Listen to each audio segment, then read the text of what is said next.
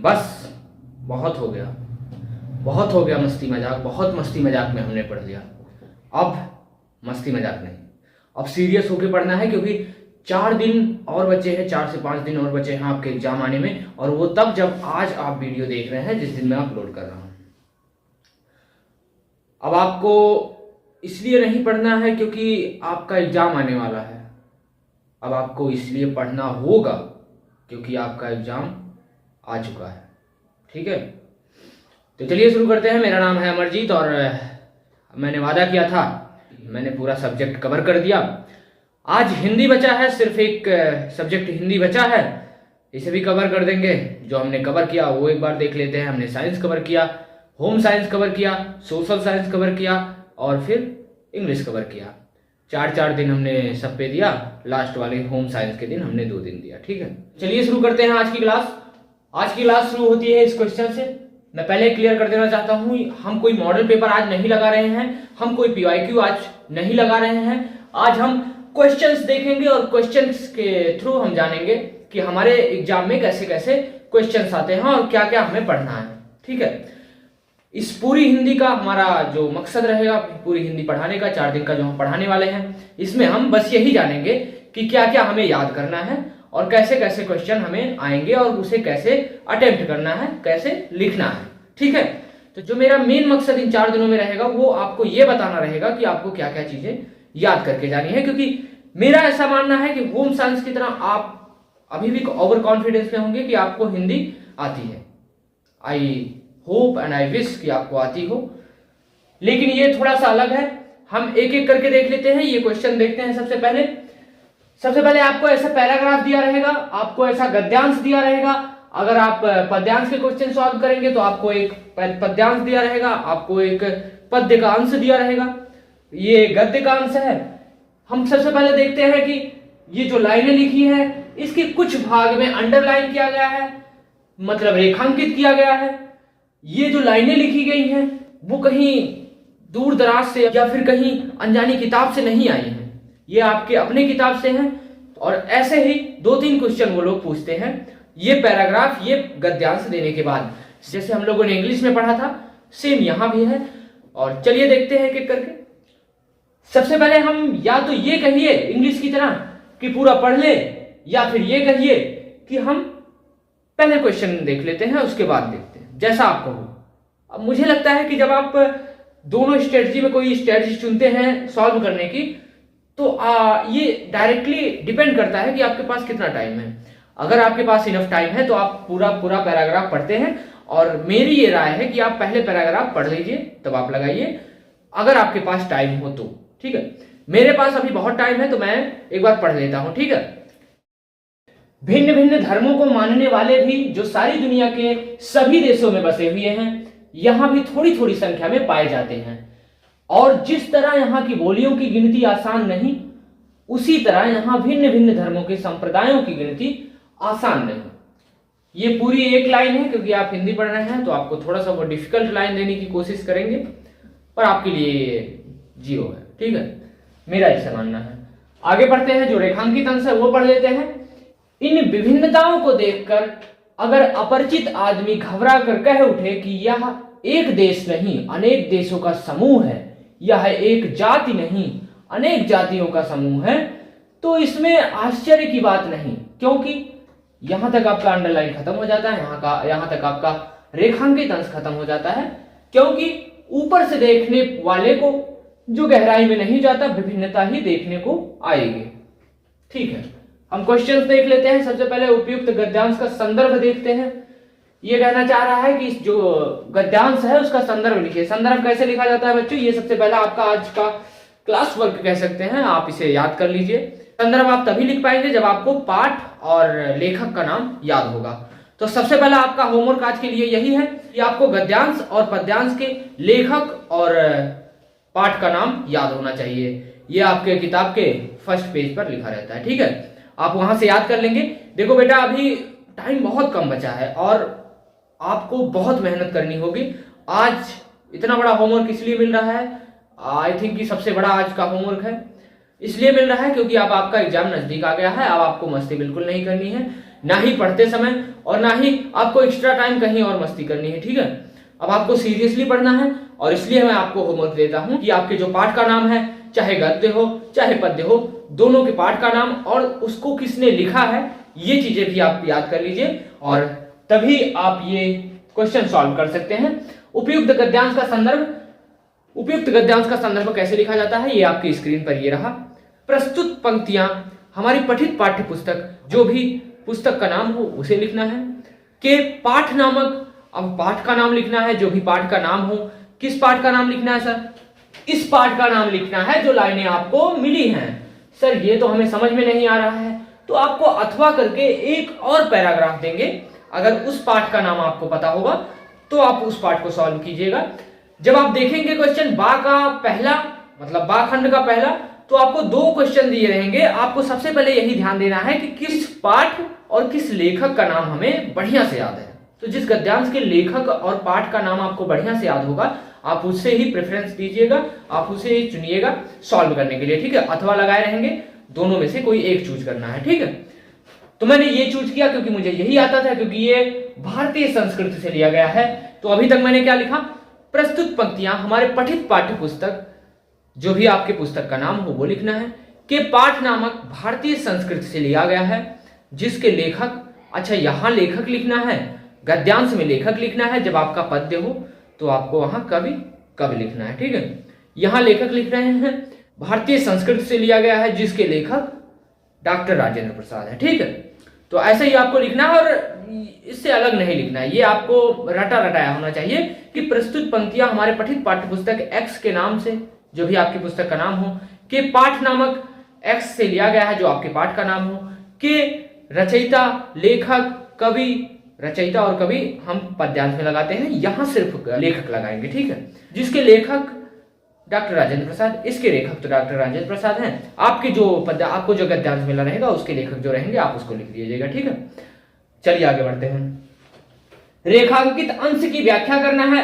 अब आप अभी 10 में पढ़ रहे हैं, ठीक है, और वो ये नहीं कहता है कि आप बहुत ज्यादा लिखिए, वो ये नहीं कहता है कि आप एकदम एक्यूरेट लिखिए, एकदम परफेक्ट लिखिए, गलत नहीं होना चाहिए।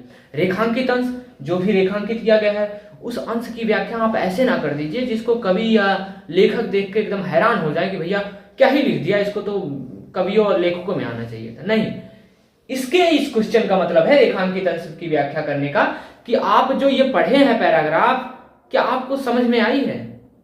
क्या आपको समझ में आई है कि वो कहना क्या चाह रहा है?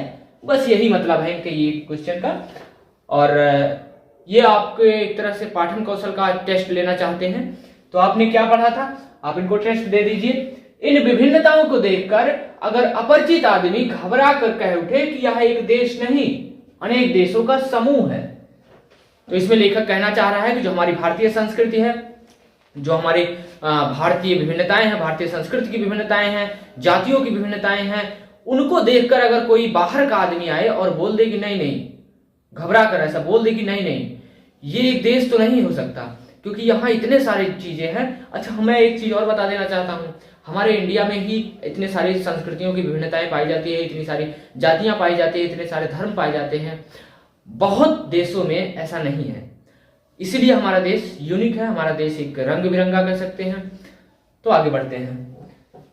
इसमें लेखक, ऐसा आप लिखेंगे कि इसमें लेखक जो कि डॉक्टर राजेंद्र प्रसाद हैं, उनका ऐसा मानना है कि अगर इस भारतीय संस्कृति को देखकर कोई अपरिचित आदमी जो भारत से बाहर का हो वो आकर भारत ऐसा बोल उठे कि ये एक देश नहीं है, एक देशों का समूह है, यह एक जाति नहीं अनेक जातियों का समूह है, तो इसमें आश्चर्य की बात नहीं।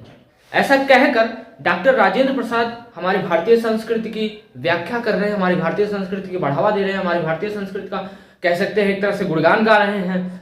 आगे देखते हैं।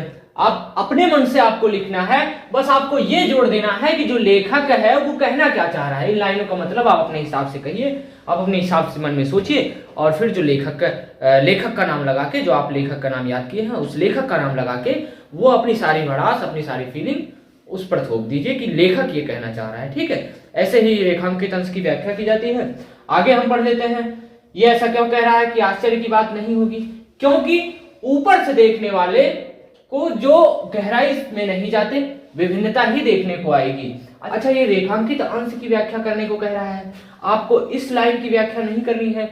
लेकिन एक ट्रिक है कि आप सेम लाइन मत लिखिएगा, आप अपने भाषा में, अपनी लैंग्वेज में इस लाइन को भी तोड़ के पेश कर दीजिएगा, ठीक है। ऐसा आप कर सकते हैं, लेकिन उसे पता नहीं चलना चाहिए कि आपने एक्स्ट्रा कुछ लिखा है। या फिर ऐसा करिए कि यहीं से शुरू कर दीजिए कि ऊपर से देखने पर जो हमारे देश को नहीं जानता वो यही कह देगा कि हमारा देश कई देशों का समूह है, हमारा देश कई जातियों का समूह है, ऐसा लेखक कहना चाह रहे हैं। आप अपने हिसाब से लिख दीजिएगा, आप अपने हिसाब से लाइनें चूज कीजिएगा कि आपको कितने में लिखना है, उतने में आप लिख दीजिएगा। बहुत ज्यादा लंबी, बहुत ज्यादा छोटी लिखने की कोशिश मत कीजिएगा। आई थिंक कि 3-4 लाइन में आप ये सारी चीजें लिख देंगे, ठीक। तीसरा क्वेश्चन हमारा है, लेखक ने भारतीय संस्कृति को अलग देशों का समूह क्यों कहा? इसका जवाब भी आप यहीं देख चुके हैं, ठीक है। जो आपने लास्ट लाइन लिखी थी, जो मैंने कहा था कि आप अपने हिसाब से तोड़ मरोड़ के लिख सकते हैं, वही इसका जवाब है। अब आप पैराग्राफ छोड़ दीजिए, आप गद्यांश का जो ये अंश है वो छोड़ दीजिए, गद्य का। अपने दिमाग से सोचिए, क्योंकि आपने ये पढ़ा है अभी जस्ट अभी पढ़ा है, आप वहां भी ऐसा ही करिएगा। आप अपने दिमाग से सोचिएगा ऐसा लेखक क्यों कह रहा है कि वो कई देशों का समूह है, कई जातियों का समूह है। क्योंकि ऊपर से देखने पर जब कोई बाहर से देखता है हमारे देश को, तो वो उतनी गहराई में उतर नहीं पाता, हमारे देश को समझ ही नहीं पाता कि भले से विभिन्नताएं हैं लेकिन हम एक हैं। ये चीजें वो नहीं समझ पाता, जिसके कारण वो कई देशों का समूह या कई जातियों का समूह कह देता है, ठीक है।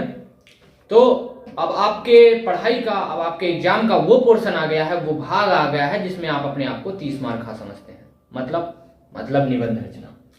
निबंध रचना में कुछ लोग ऐसे हैं जिनका मानना है कि वो निबंध रचना में बहुत अच्छे हैं, वो बना के बहुत बड़ी बड़ी चीजें लिख सकते हैं। मैं कुछ बातें उनके लिए भी कहना चाहूंगा कि वो जो बना के लिखते हैं, वो बनाने के चक्कर में कुछ ऐसा ना लिख जाए कि वो गलत हो।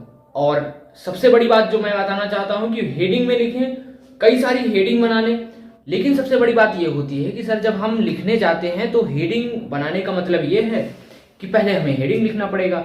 हेडिंग सर लिखे कहाँ? हम जब हेडिंग लिख लेते हैं कि मान लो एक हेडिंग मैंने लिख लिया, अब इसके बाद 4 लाइन छोड़ के हम दूसरी हेडिंग लिखते हैं। सर इस हेडिंग में हमें 4 लाइन का आ ही नहीं रहा, हमें 2 लाइन का आ रहा, क्या करें 2 लाइन में, क्या लिख डालें?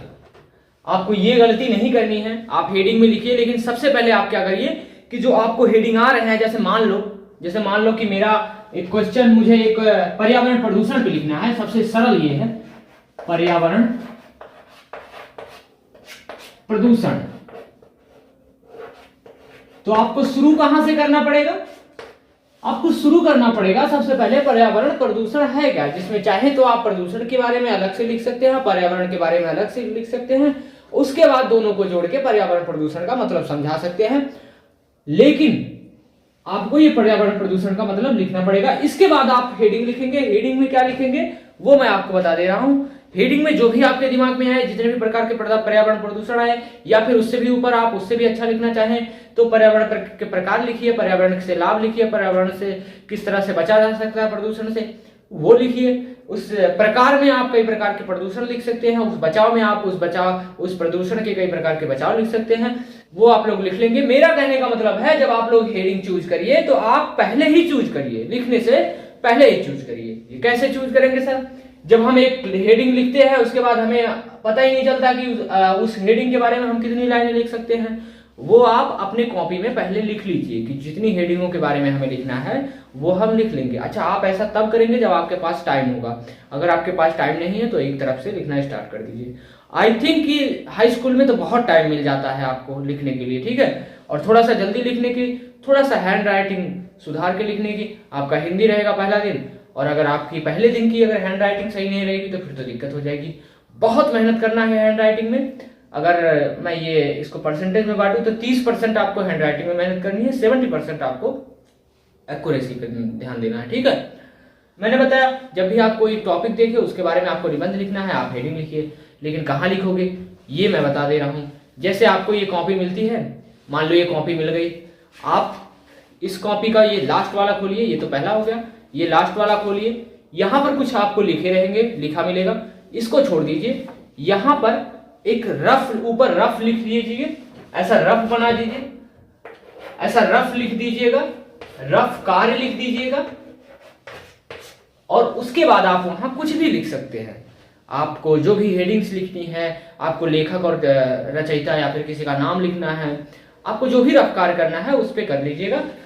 एंड लिखने के बाद जब भी आप रफ कार्य कर ले, जो भी लिखे रहेंगे उसको एक बार ऐसे काट दीजिएगा, आपका ये हो जाएगा। ठीक, सबसे पहले आप पर्यावरण प्रदूषण लिखेंगे। क्यों लिखेंगे? क्योंकि आपको पर्यावरण प्रदूषण का अर्थ बताना है। उसके आगे क्या लिखेंगे? आगे पर्यावरण प्रदूषण के प्रकार लिखेंगे, कितने प्रकार के होते हैं वो सारी हेडिंग लिख लीजिएगा। फिर क्या, पर्यावरण प्रदूषण से बचाव लिखेंगे, किस किस प्रकार के प्रदूषण को किस किस प्रकार से बचाया जा सकता है। आपकी मेंटालिटी के आधार पे, आपकी बुद्धिमत्ता के आधार पे वो आप अपनी तरफ से अपने हिसाब से हेडिंग बना लेंगे। ठीक है, मेरा कहने का मतलब यह है कि जब आप निबंध रचना लिख रहे हो, किसी टॉपिक के बारे में निबंध लिख रहे हो, तो सबसे पहले हेडिंग लिखिए, और हेडिंग लिखिए वहां जहां आपका लास्ट पेज हो। और मेरा ये मानना है, ऐसा मानना है कि आप अगर हेडिंग लिखे रहेंगे तो आपको बहुत जल्दी होगी और आप एक अच्छा खासा बना सकते हैं। अच्छा खासा कैसे सर?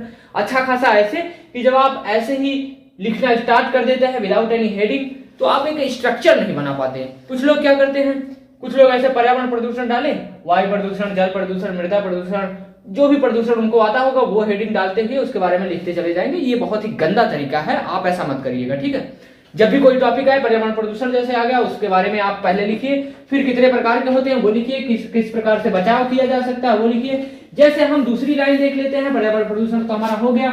हाँ, एक बहुत बहुत इंपॉर्टेंट टॉपिक है, इसके बारे में भी आप देख के जाइएगा, विज्ञान के बारे में।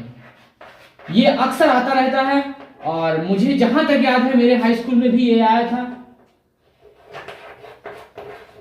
अभिशाप या वरदान। इस टॉपिक के बारे में भी आपको लिखने को आ सकता है और इस टॉपिक के बारे में आप देख के जाइएगा।